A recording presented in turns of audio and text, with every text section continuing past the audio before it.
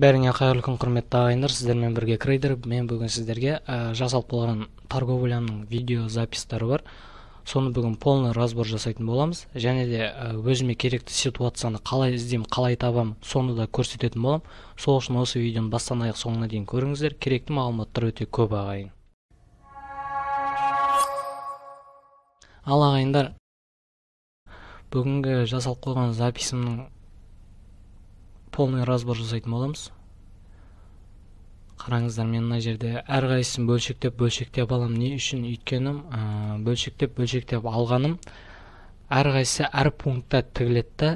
Әлем мысалға кейбір брокерлер мысалы соңғы пунктта бірақ пунктта бізді минусқа жауып тастауы мүмкін да. Сол үшін мен полный банкты бірден тікпеймін.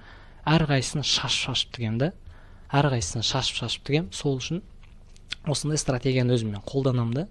Былай дегенде оны да есте сақтап алыңыздар, мен өзім қолданамын. Міне қараңыздар, мына жерде біз полный жалпы тренд, қазір қараңыздар. Бұл жерде бізде фигура орындалып тұр. Двойное дно, төңкерілген қос тау деген да. Көрдіңіздер міне. Бұның несі, алдыңғы сабақта фигураны айтып өткендей, двойное дноның мойны, мына бір паттерн тұрған мен мысалы. Двойное дноның мынау мойны, осы мойны мына паттернның, мына бір паттернның бел ортасына жеткенді көрдіңіздер ме? Міне бел ортасына жеткен. Егер осындай жағдай орындалса ғана бізге осы двойное дно болып не алады, жаңағы двойной дно болып есептелінеді да бізге. Дальше жаңағы трендтің басқа жаққа қарай бағытын ауыстыруға. Дальше қараңыздар, қай жерден алу керек екендігін айтып жатыр міне. Двойной дноның мына жер бізге кішігірім уровень сопротивления, уровень поддержки болып тұрды мына жерде бізде. Осы жерден аламыз. Міне қараңыздар, міне бір касание бар. Міне екінші касанеде аламыз. Мына жерде уровень сопротивлениені қай кезде уровень сопротивления, уровень поддержкиді қай кезде бұзылатын алдыңғы сабақтарда айтып өткем, қандай паттерндардың заңдылығы орындалады. Сол үшін көрмеген болсаңыздар көріп өтіңіздер. Міне қараңыздар, осы екі жерден аламыз деп жазып жатырмын. Сатып аламыз міне осы екі жерден.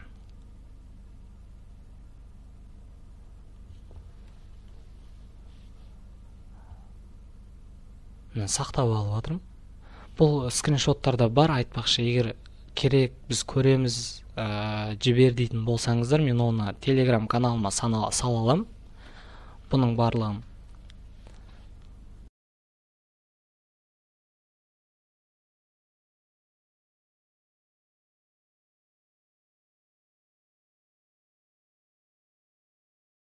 Алайын қараңыздар міне. Осыдан кейін мына жерде бізде қараңыздар, паттернның көлеңкелері қандай үлкен екенін көрдіңіздер ме міне. Мына паттернның бізде көлеңкесі қандай үлкен. Бізге бұл нені айтып тұр? Бізге точно трендтің ары қарай міне жоғары қарай кететінін айтып тұр. Міне бір паттернның көлеңкесі, міне екінші паттернның көлеңкесі да міне. Көрдіңіздер ме қандай ұзын, денесінен ұзын да өзінің. Бізге бұл жерде сатып алушылардың мықтылығы және көптілігі көрсетіп тұр. Міне қараңыздар, осыдан кейін импульс болады жоғары қарай. Міне көрдіңіздер, импульс басталды.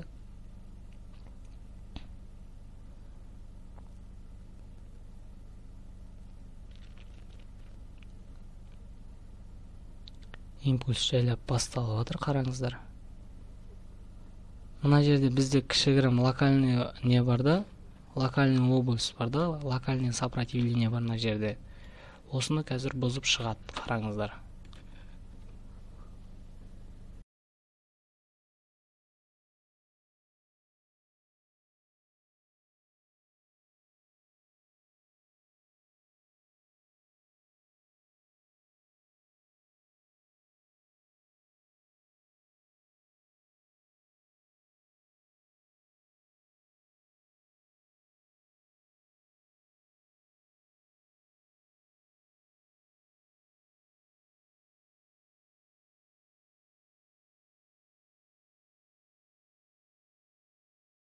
жалпы тренд жоғары қарай ұмтылған, көрдіңіздер.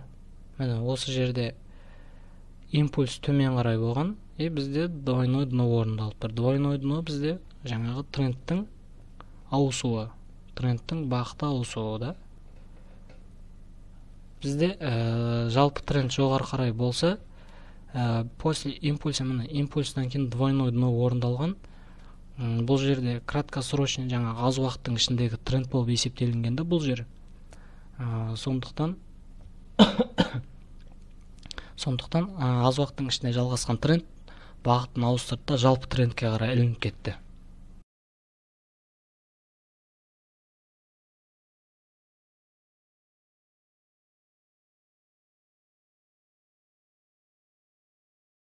Көрдіңіздер ма, бұл жерде мен бөліп алған, мысалға ең бірінші алған ставкам менің мына жерде бітті да, міне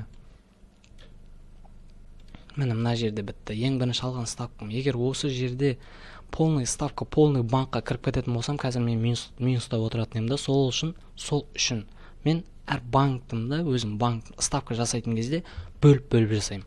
Осындай ситуацияға ілінбес үшін да.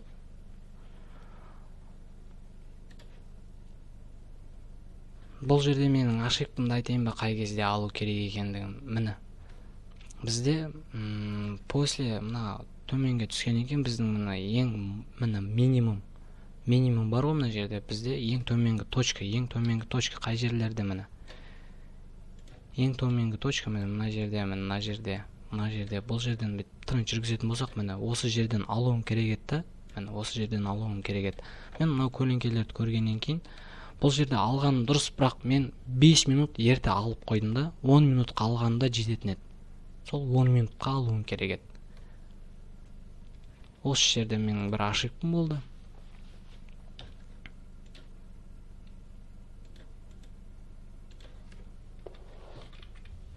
Міне жалпы ситуацияларды қалай іздеймін, қарап отырыңыздар. Міне екінші ситуацияға кірейін деп жатырмын. Уровень сопротивлениеге жақындаған, міне өте жаңағы несі мықты да, уровень сопротивления мықты, өте мықты. Қараңыздар, ең жоғарғы точкасына келіп жақындаған. Осы точкадан мен откат күтем. Келесі ситуацияларды іздеп жатырмын, бірақ мен оған кіріп жатқан жоқ. Бұл өткенде бір минус жасаған едім, соны көріп жатырмын. Минус емес.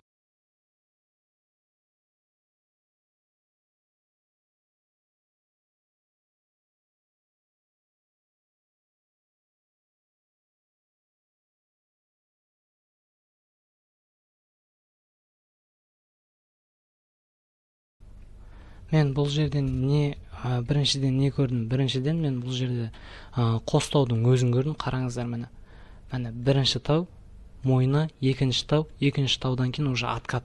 Мойны қай жерден кеп тұр? Көрдіңіздер ме? Уровень поддержки, мына жерде локальный уровень поддержки бар. Осы жерге жетіп барып откат жасап, уровень сопротивлениеге екінші рет ретестке келген. Ретесттен кейін бізде откат болады, обязательно откат болады.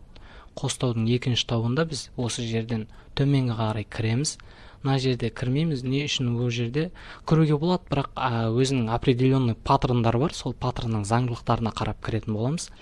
Бұл жерде еще тағы да мына жерде қараңыздар, глобальный уровень сопротивления бар. Глобальный емес енді, бірақ жақсы да, жақсы уровень сопротивлениесі бар. Міне қараңыздар, көрдіңіздер ме? После уровень сопротивлениеге жасағаннан кейін сразу откат, көрдіңіздер ме? Импульсивный откат жасаған. Бұл бізге уже уровень сопротивлениенің мықтылығын айтып тұр. Осы уровеньге қарап отырып мен кірген болатынмын.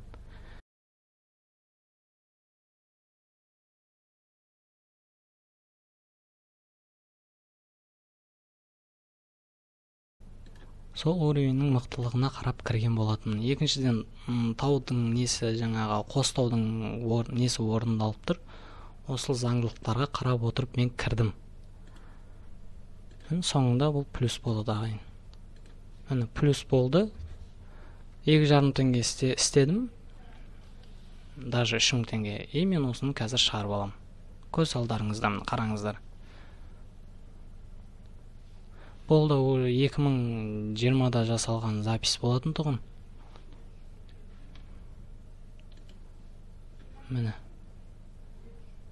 шығарам, отработкаға қойып қоям. Не үшін бұл жерден дальше қуаламадым, жасамадым? Не үшін? Өйткені бұл жерде мен жаңағыны ғана көрдім. Екіншіден, өзіме керекті жаңағы ситуациялар таппағаннан кейін мен қоя салдым да, уже ары қарай құнықпадым. Ашыққаннан құныққан жаман дейді ағайын. Сол үшін құнықпаймыз, қараймыз, жаңағы валюталарды қараймыз, бет жоқ бірдеңе кіріп кете салмаймыз, анализ жүргіземіз, бәрін жүргізіп барып өзімізге сенімді болған кезде ставкамызды жасаймыз ағайын. Осыны есте сақтап алыңыздар.